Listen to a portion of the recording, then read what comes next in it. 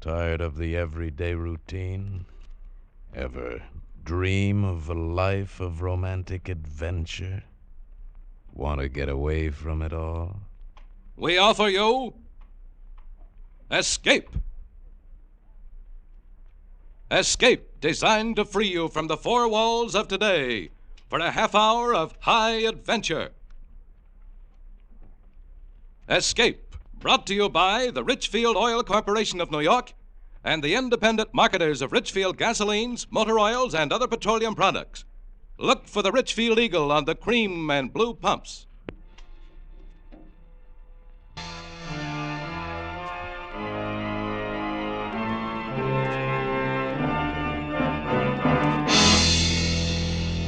Tonight, we escape to the Nevada desert in the story of a foreign spy who sought to renounce the left arm and become once again an American citizen. As Hildegard Thielhet tells it in her exciting new novel, The Rim of Terror, starring Miss Nancy Kelly.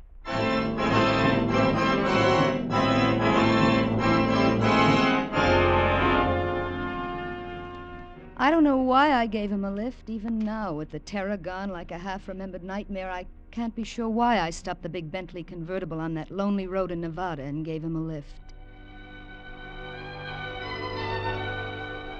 Maybe because he looked so bedraggled standing there hatless in the rain by the side of the road.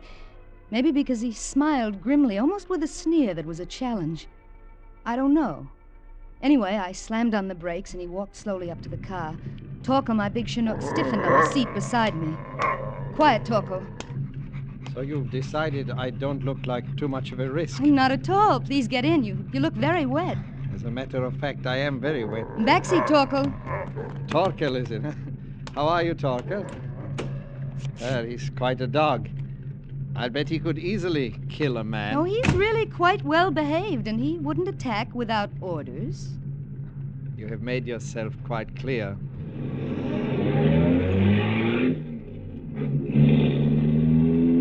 Impressive machine, this. I love it, but I'm really not used to it yet. I just got it last week. You drive it very well. Oh, thank you, but I don't really. Where are we now? I'd say about 25 miles east of Winnemucca.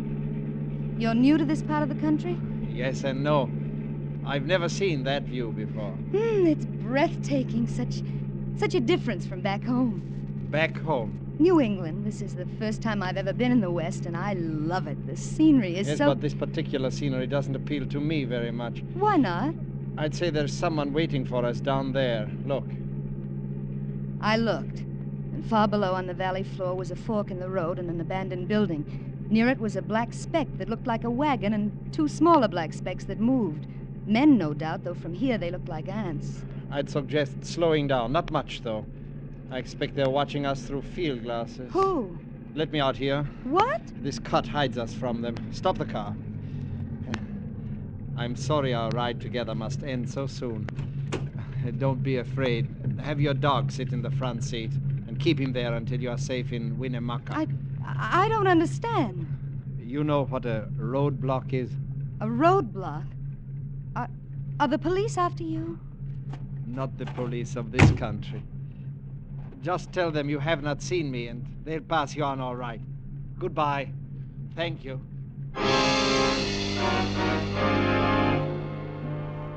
He turned and started climbing the steep bank at the side of the road. He stopped halfway to the top and impatiently motioned me to go on. I slipped the car into gear, and suddenly I felt very much alone and scared.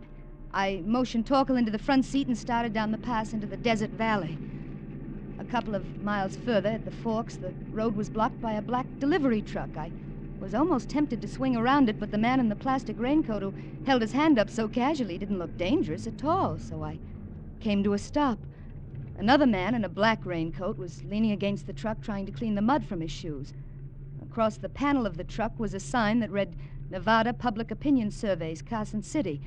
I felt a little silly for feeling scared a moment before. Howdy, miss. We're making a traffic check. Yes? Mind answering a few questions? Only take a minute. What do you want to know? Well, now, let's see. Where you from? Vermont? Vermont. Well, I declare, we don't get many tourists from Vermont. You come all this way alone? Well, I don't suppose you'd count my dog as a passenger. I guess not. Although I always say a dog's a man's or a woman's best friend.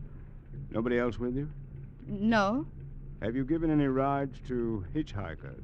no. No. Through the hitchhikers. windshield, I saw a man in the black raincoat reach into the van. There was a smear of yellow paint on his raincoat, and the letters on the neat sign were blurred. It had been freshly painted, and the paint had rubbed off when he leaned against the sign a moment ago. Even if you've given somebody just a short ride, we have to put it down. It's for the statistical average. I'm sorry, but I've lost too much time already. I can't answer any more of your questions. The man in the black raincoat was beside the car now, peering in over the interviewer's shoulder. Somebody's been sitting in the seat next to Curlyhead there. You can see where the seat's wet. Let's quit stalling, Mr. Smith. Shut up.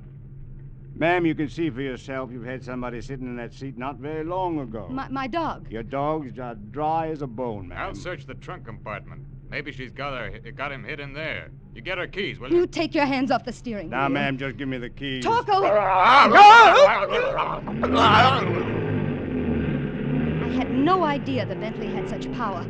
It leapt forward under the accelerator as I swung it around, clipping the front bumper of the delivery truck, skidding across the wet road and throwing a sheet of liquid mud over the two men. Through the rearview mirror, I could see them running up the road after me, then stop and give up. I shifted into fourth and headed back up the mountain at 80 miles an hour. And then, as I rounded a curve, there he was again, my passenger, laboriously clambering down the bank at the side of the road. He waved to me when he heard the car, and again, I don't know why I stopped. Maybe it was the painful way he was limping, maybe because his figure looked so tiny and alone in all that vastness. Maybe it was because I remembered the cruel blue eyes of the red-haired interviewer glowering balefully behind his thick glasses. Anyway, again, I stopped. Backseat, Torkel. Get in. I'm driving back to the main highway. I can take you into town that way. I would not have hailed you, only I twisted my ankle up there. Oh? Oh, I'm sorry. I was watching from the hill. What happened down there? Lose your nerve? I'm afraid I did. After they saw the damp mark your suit had made and the man reached for the ignition keys, I guess I lost my nerve. Where was the third man? There wasn't one. He must have been hiding. Was one of them red-headed with glasses? Yes. The other one called him Mr. Smith. What's this all about? Who are they? Who are you? I suppose I do owe you some kind of an explanation. My driver's license and army discharge say I am Peter Whittlesey of Elko, Nevada. But they're very excellent forgeries. Forgeries? Oh, yes. You see, I am, or rather, was a spy. What? Yes, I landed in San Francisco 3 days ago in the crew of a little Greek freighter. Mr. Smith met me. His assignment was to get me from my ship to my new job. Where? Los Alamos, New Mexico? Naturally. I ducked him last night. Why are you stopping? Get out. How far can I walk on this foot? Please, just get out. When you picked me up, I was on my way to the police to give myself up. It's my only way to get away from them. You must believe me. It sounds like a bad movie. Now get out. What about that bullet hole? What bullet hole? In the windshield. Oh? I didn't see it before. My friend, Mr. Smith, of course. I suppose I didn't hear the gun go off over the sound of the motor. Do you believe me now? Maybe I do. When you have been sent on a mission into a country by the left arm, you're not supposed to change your mind and go over to the other side. They don't like it. The left arm? What's that, a fifth column? Well, I suppose you could call it that. How do you speak English so well if you're a foreigner sent over here by the left arm? Foreigner? I was born right here in Nevada. And this is the only way I could get back home. No, please, don't make me get out. Take me to the nearest police station, will you? Please. I suppose it was my New England conscience, or maybe just plain old curiosity, or maybe... Well, he was attractive. And on the twisting downgrade into Winnemucca, I learned his story, how he'd been born in Nevada of Central European immigrant parents, how he'd been taken back to their homeland when he was 11, how he'd fought the Germans with the partisans, and after the war had been educated as an undercover agent by the left arm. How he'd passed every test and resisted every temptation his teachers offered in his one desire to return home to America. And believe me, America is home. I was born here, and I want to work here and to die here. Do you think the police will believe you? I don't know. Do you? I want to, but it's a pretty wild yarn. It's true. Every word of it. I know it is. I feel it is. Thank you.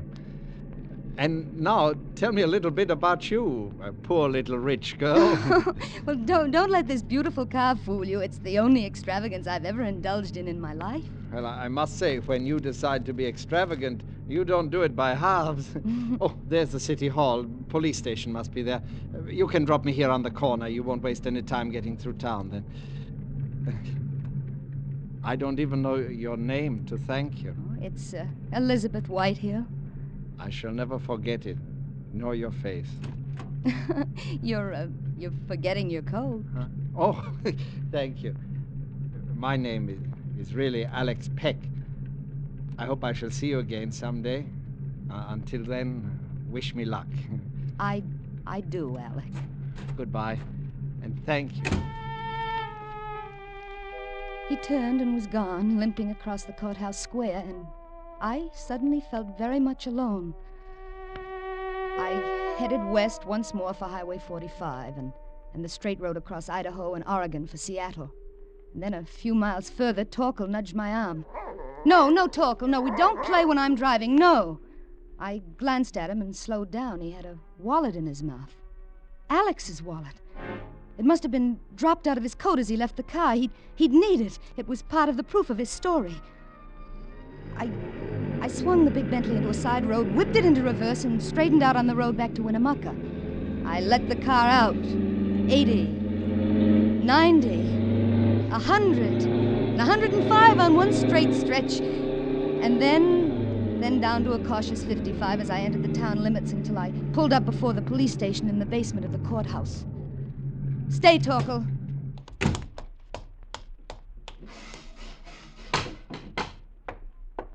Ma'am, Are you the officer in charge here?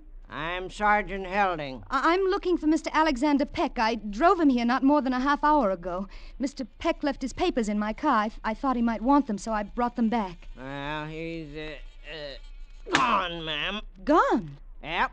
Ma'am, you don't know how lucky you were. That fellow was a lunatic. Lunatic? Sure. His name is Peter Whittlesey from Elko. Nuttier than a fruitcake. He escaped from the Carson City Asylum last night.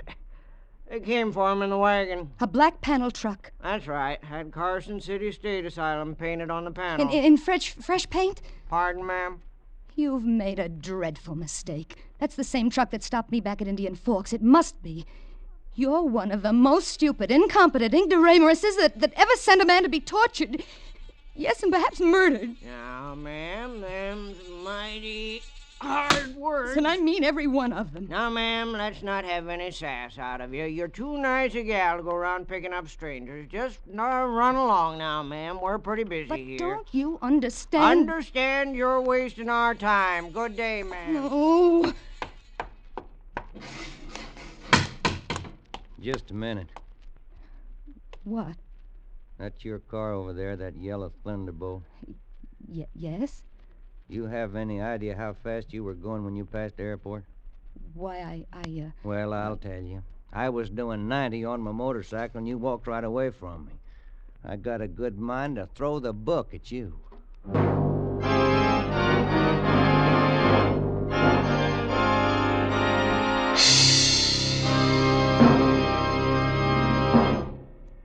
Here's a free offer you won't want to miss. A free offer by your Richfield gasoline dealer. Just for the asking, you can get a new 32-page baseball book that's a hit in any league. This new Richfield baseball book is the most interesting book of its kind ever published. It contains all the major league schedules and many minor league schedules. It shows the World Series box scores, and it has a special baseball quiz you can try on your friends. In the free Richfield baseball book, you'll also find seating diagrams of leading stadiums and dozens of other interesting facts on America's #1 sport. But the supply is limited. So be sure to get your free copy tomorrow from your Richfield gasoline dealer. Stop where you see the Richfield Eagle on the cream and blue pumps. Ask for your free copy of the new Richfield baseball book tomorrow. And now we return you to Escape, starring Miss Nancy Kelly. He was tall and capable looking, this state trooper. He had a kind face, even if he was threatening to throw the book at me. I told him the whole story, every bit of it, and he believed me. And you will help me, won't you? That van can't go much faster than 55 miles an hour, and my motorcycle can do close to 100. We didn't run into the van coming into town from the north, so I guess it's traveling along the highway south to Reno, maybe to California. I can catch it and stop it, sure, so what? How do I know the guy isn't a lunatic, and the van isn't on the level? I got to have an identification. You'd like me to drive behind you? If you can identify those guys as the same guys who stopped you and tried to shoot you, I got a case. I'll make them wish they were never born. Let's go.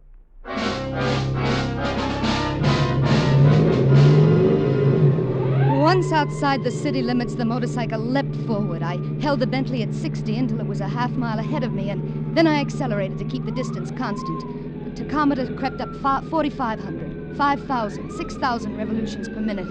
The cars we passed were silent blurs, respectfully pulling to one side at the peremptory scream of the motorcycle siren. Then down the shimmering surface of the road, miles ahead of us, appeared a lurching black speck. It was the van. The trooper waved his arm for me to slow down and swung alongside the truck. It was like watching a jerky movie from a great distance.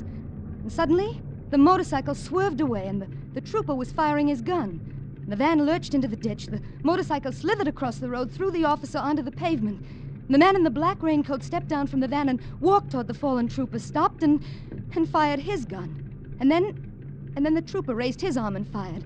The man in the black coat fell forward, and he caught his balance and then slumped to the ground like a puppet with a broken string. I slipped into gear and drove up to the truck. The man in the black raincoat was lying on his back, staring sightlessly at the sky, a little red hole in his forehead. The trooper was sprawled out on the shoulder of the road, a trickle of blood from his chest soaking into the sand. Another man was slumped against the wheel of the van. They were all dead. And neither of the two men from the truck was Mr. Smith. Neither had pinkish red hair. Mr. Smith wasn't there. Mr. Smith still lived to avenge and pursue. But somebody else in this silent scene of death was alive. Somebody inside the truck, scratching at the bolted door. I unlocked the black doors of the van. And there he was. There, strapped in a straitjacket, was Alex. It was not until I'd untied him and had him safely out of the truck that I became faint. It is all over. In this part, at least. There's no reason to shiver and shake. I can't stop. Well, it's shock. Now, let us pick up the pieces. How did you get here? I found your wallet. Go on. Make yourself talk. You dropped it in my car. I thought you'd need it at the police station. Are you well enough to drive that machine of yours? I think so. Where? Well, that depends on what happened to Mr. Smith. Where is he? I thought he was in the truck. No. Have you seen him? And since he stopped the car this morning at Indian Forks? Where do you think he is? I have not the slightest idea, but he's looking for us, you may be sure. We've got to get away from here. All right, I'm ready. Come on. No, wait a minute. What happened to you? He pointed to my jacket. It was splotched with a deep red stain. Blood. No, I don't think so. Oh, the cans of paint in the back of the truck. When you untied me, you must have spilled one. Take it off. Why? Do you want people to ask questions? Here, get in. Start the motor. Give me that jacket. What are you going to do? Ditch it. Oh, there's a car coming. Let's go.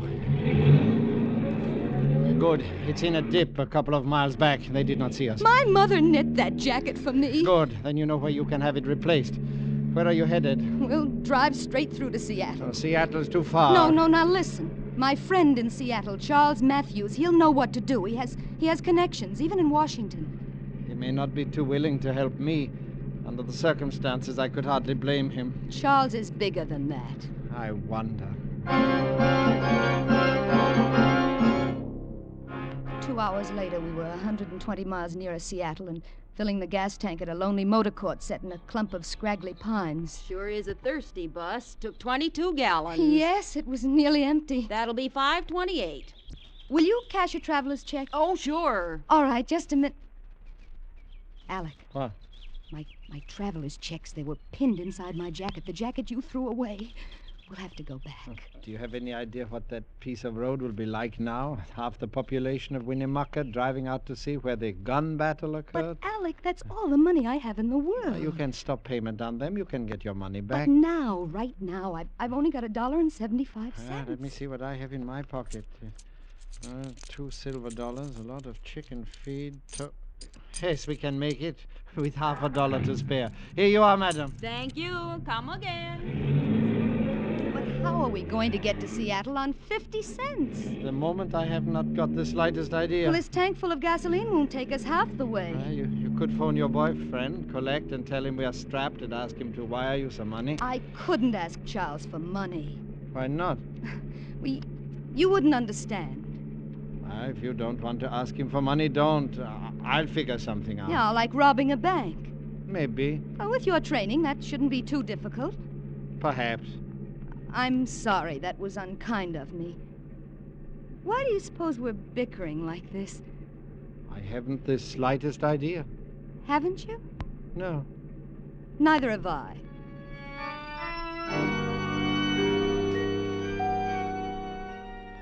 Payette, Idaho was the first big town. It was dark when we got there. Alec told me to pull up in front of the hotel. You can get a room and a hot bath while you're putting in your call to Charles. I can't get a room for 50 cents. Look across the street. That's what I've been looking for. What? A pawn shop. My watch should be good for a few dollars. It's Swiss, international currency, you know, Swiss watches. Now beat it. Get a bath. I'll take Torkel with me and call you in your room in half an hour. Come on, Torkel. The hotel clerk showed me to a room on the second floor. It wasn't a very quiet room. On the corner beneath my window, the people of Payette were celebrating Old Timers' Day. They'd set up a kangaroo court and were trying their fellow townsmen who'd failed to cooperate by refusing to raise beards and wear pioneer clothes. But I couldn't waste time watching the fun. I had to get through to Charles. I placed the call and started the bathwater running when there was a knock on the door. Who is it? Here, your towels, ma'am. As I unbolted the door, I happened to glance into the bathroom. There on the rack above the tub, fluffy and white, were my towels. I tried to push the door shut, but it was too late. Mr. Smith shouldered into the room. I started to shout for help, but the sound never came. He hit me in the pit of the stomach with his fist, and I fell across the bed, gasping for breath as the phone started to ring. I couldn't move. I couldn't make a sound. I lay there with the wind knocked out of me, watching Mr. Smith as he picked up the receiver. Hello? How much delay? Oh, just a minute. I'll ask my wife. She says to cancel the call. We'll try later. Thank you. Now, young lady, no monkey business. You try to yell, and I'll cut off your wind for good. You two, you and Peck, have caused me a good deal of trouble. I had a lot of trouble finding you. You should not have done that. How did you find us? The left arm never fails. Where's Peck? I don't know. You are lying. But I have plenty of time. I'll wait for him here. He is sure to return for you. I now, had you to deal get fair to with me. Alex. You I will had be to hard. warn him. I The will let bathroom you door was go. open. Smith was holding my arm, but for a moment he relaxed his grip. I swung away from him and threw myself into the bathroom, pulling the door shut and locking it. I expected him to shoot through the door, and I ran to the window ready to jump, but it wasn't necessary. There was a rickety fire escape. I crawled through and ran down the shaky steel stairs, dropped 6 feet to the mud, and ran around the corner of the building toward the old-timers kangaroo court on the corner, and there was Smith coming toward me through the crowd. He reached out his hand for me. I whirled around and shouldered my way through the crowd to the table where the man was sitting with the microphone. Please help me. Oh, hello there, miss. Now, give me your microphone. Now, just a minute, miss. You can't interrupt this. Please, it's a matter of life or death. Alec! Stay where you are. They found me. And then Smith came for me. He and a big man with a beard. And then a tawny streak tore through the crowd. Torkel. He'd heard my voice. He ripped the big man's leg. He jumped for Smith's throat, but before he reached it, the man with the beard pulled out a revolver. And Torkel lay there quiet. Mad dog. That dog I was tried mad. to bend over him, but I knew it was no use. he was dead, and Smith had me now, holding me. I told her that dog was sick. Your dog? Yes, to see her, you think my wife cared more for the dog than she did for me. I told her a dozen times that dog was sick. Let me go. I'm not your wife. Now listen to me. Listen to me, please. You people, this man, he's a spy. He's a monster. He's trying to kill me. Listen to her. Go on, folks. Listen to her. Drunk. That's what she is, drunk.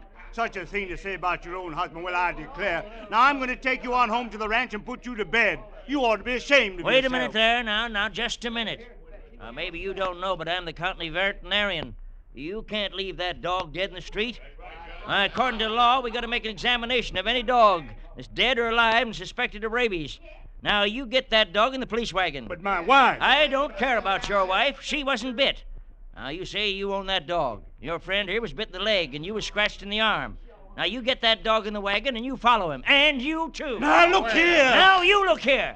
That's the law. Now, get! Or do you want a little help from the rest of these good citizens? Smith loosened his grip. I turned and edged through the crowd which was moving in on him and the bearded drunk. I got to the fringe, to the open street, and I ran toward the Bentley, and there coming toward me was Alex, coming from the pawn shop. Alex, alive, whole, limping but alive. Alex! Alex! Oh, Alex, my dear. Get in the car, quick. Torkel. They killed Torkel. Get in, tell me about it later. We've got to get out of here. Smith said he was a mad dog. They're holding him. They said he'd have to have a rabies test because he was bitten. Good. We'll notify the FBI from the next town. And I got enough for the watch to buy gas to get us to Seattle. Did you reach Charles?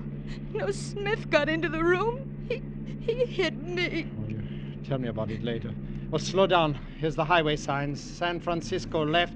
And there we are, Seattle. Turn right. I said turn right. You said San Francisco left. Yes, but... We're not going to Seattle. What about Charles? Who's Charles?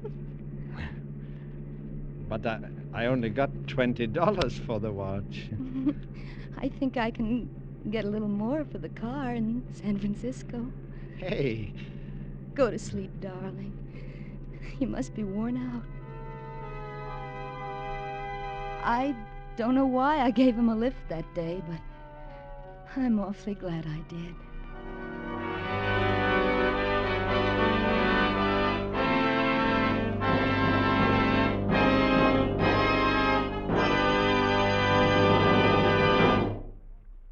From the magic of modern chemistry comes xylene, one of the highest octane gasoline components ever discovered. Xylene means new power for your car, new high Antonoc. And listen, today every gallon of Richfield gasoline contains xylene. Xylene in Richfield gasoline means surging power for the toughest hills and quick pickup in traffic. It means smooth, knockless power along the highway mile after mile. Moreover, your Richfield dealer offers you a choice of 2 great Richfield gasolines, both with xylene. For best results in the highest compression motors, select Richfield Ethyl. Ethyl at its best. For the average motor, get Richfield High Octane at regular price. Each Richfield brand is tops in its class. Each contains xylene. Try Richfield gasoline with xylene. Test it. Compare it with any gasoline. Stop where you see the Richfield Eagle on the cream and blue pumps. Escape is produced and directed by William N. Robson and has tonight presented The Rim of Terror by Hildegard Tillett. Adapted for radio by Mr. Robson and starring Miss Nancy Kelly with Hans Conried as Alex. Special music arranged and played by Ivan Ditmars. Next week. You're being haunted through the war-torn ruins of Berlin by a phony music hall mind reader who has stumbled on a secret that can send you to the gallows and from whom there is no escape. The Richfield Oil Corporation of New York invites you to be with us again same time next week when once again we offer you Escape. This is CBS, the Columbia Broadcasting System.